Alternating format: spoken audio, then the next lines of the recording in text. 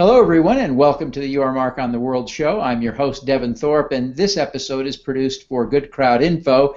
Our guests today are Mark Grimes and Perry Gruber. We were just laughing a minute ago about how Devin has a hard time with names.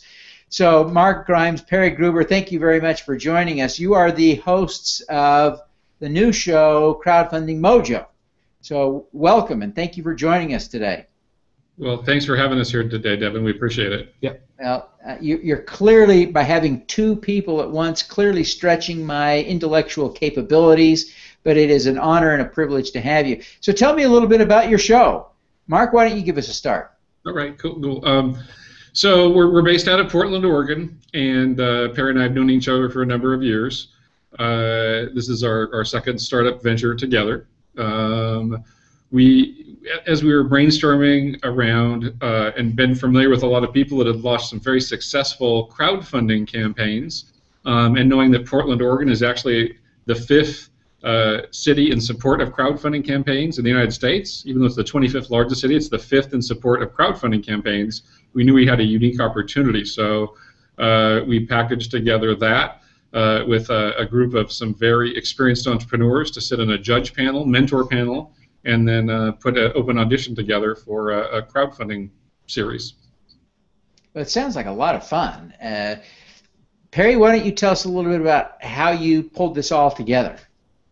Well, we do everything in our startup world on a lean perspective. So we tapped people that we already knew in the Portland area who had some ideas of people who wanted to do a crowdfunding campaign and were looking for publicity around their impending campaigns, and basically put the word out through our networks to attract people who'd be interested in auditioning.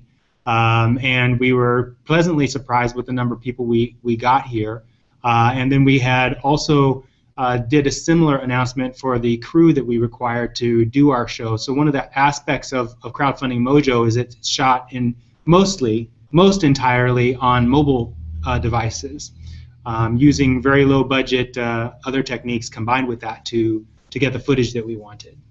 It is amazing the quality of image you can get off of some of the mobile devices today. Some of the Samsung and Apple devices have remarkable cameras, don't they? Yeah, we're really excited to debut our sizzle reel because you're right, the quality of the footage we got was pretty high.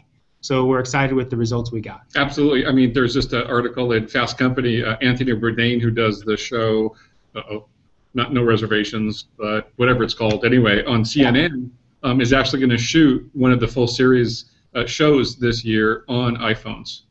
So, I mean, it's really crossing over into kind of, widespread media now.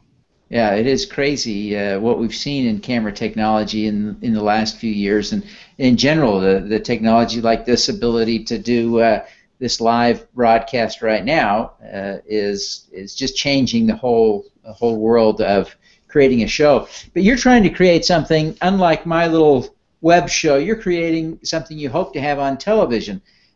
What's the path from here to getting it on the air?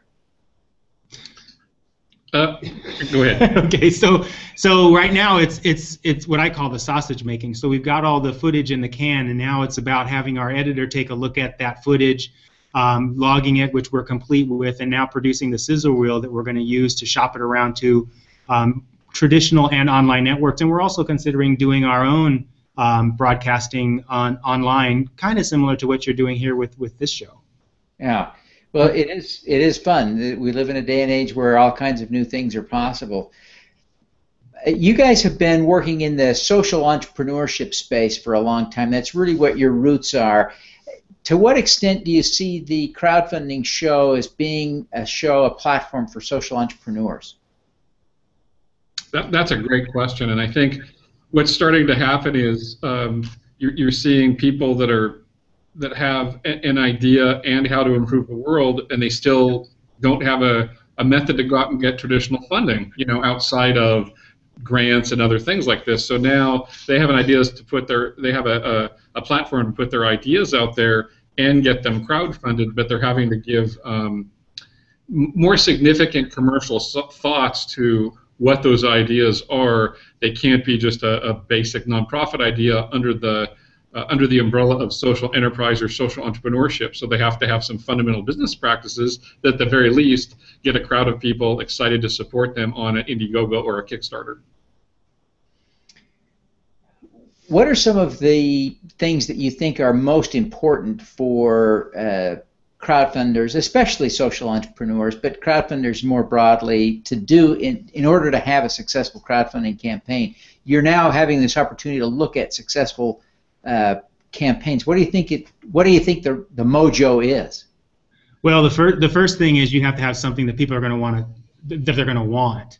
And so I don't know how much you know about Kickstarter, but one of the most popular one was the Coolest, which was created right here in Portland by a Portland inventor, and that had broad appeal. Almost everyone has a cooler of some sort, and so having a product that people are going to want is probably the most important thing. But then you have to have other elements that make up your campaign itself that are going to attract people to what you're doing. And probably the biggest one in my mind is the network that you can talk to people and have them spread that information. Because if you have a fantastic Kickstarter campaign and a wonderful product, but you're not getting it out to people who are going to help you promote what you're doing, then I don't think you're going to have the same kind of success.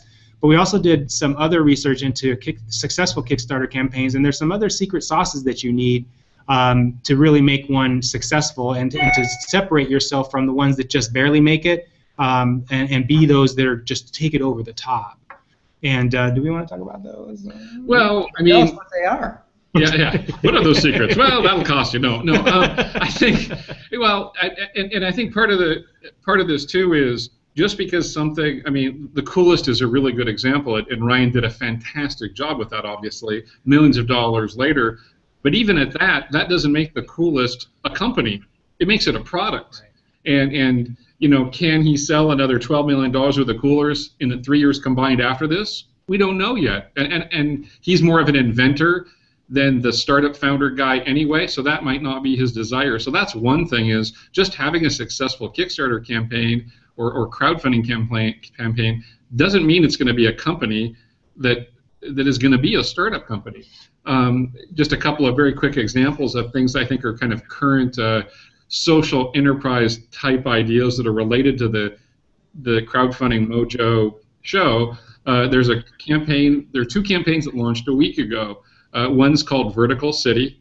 It launched on Kickstarter with a goal of $4,000.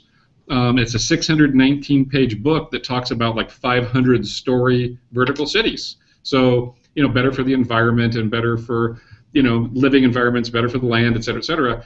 And they, within a week, they have exceeded the $5,000 or $4,000 raise. They're at $4,000 now with another 20-some days to go. So that's kind of a social impact campaign that's done very well. It was a Kickstarter pick of the day on the front of Kickstarter. That was fantastic. The person that's kind of leading that one was actually one of the mentors on the show. And then the other one is called Wiggle, W-I-G-L, and it's a musical robot for children. So what happens is you play whatever the musical instrument is, and as you play the song right, the robot actually moves in a specific pattern. So again, under the umbrella of a social enterprise, teaching kids about robotics, programming, music, et cetera, et cetera. That one launched on Indiegogo a week ago, actually the same day as the other one, and that one is at $5,000 out of a $10,000 campaign, with just a week into a 30-day campaign. That's great. That's great. Well, it's fun to see the kinds of projects that are getting some traction, and it's great to see some social impact mixed in there. So what do you see as being the timeline for your show? Where do you go from here, and where can people expect to see it? Well, we're like I said, we're in the process now of what I call the sausage making. So it's somewhat indeterminate at this point, because we're waiting to see what the sizzle reel is going to look like. And just like we were talking about the secret sauce for crowdfunding campaigns, we believe there's also a secret sauce for creating that product. And so we're really taking our time and putting together that 3-minute snippet of the show to pitch to the networks and pitch to online networks. And then, like I said before, we're considering doing something on our own, creating some sort of a channel or network where we can show it on our own maybe in addition to any sort of deal we strike with a network. And so it may be a while before anyone can see the results of our show online. But like with all of our projects, we're not in a hurry to push anything out the door. We want to make sure we get all the things in place to make it as best as we can make it. Yeah. That's great. I would add to that too that, you know, what you have right now is fantastic, and you definitely have more viewers than we do, which is good. But at the same time, you know, we have a cable broadcast group of networks that has over 20 stations that's interested in taking a look at the sizzle reel. So we do have some contacts into some people that are very interested in seeing the results of what we've shot, and something will be available for the public next year. Well, good. Gives us a wide window. Yeah, next year. A year and a month, but something will be available. And we also have, too, just to add to that, there's also a video streaming mobile app that's being built as well right now, that's being built by a team of 3 people that may be a part of this as well when it debuts.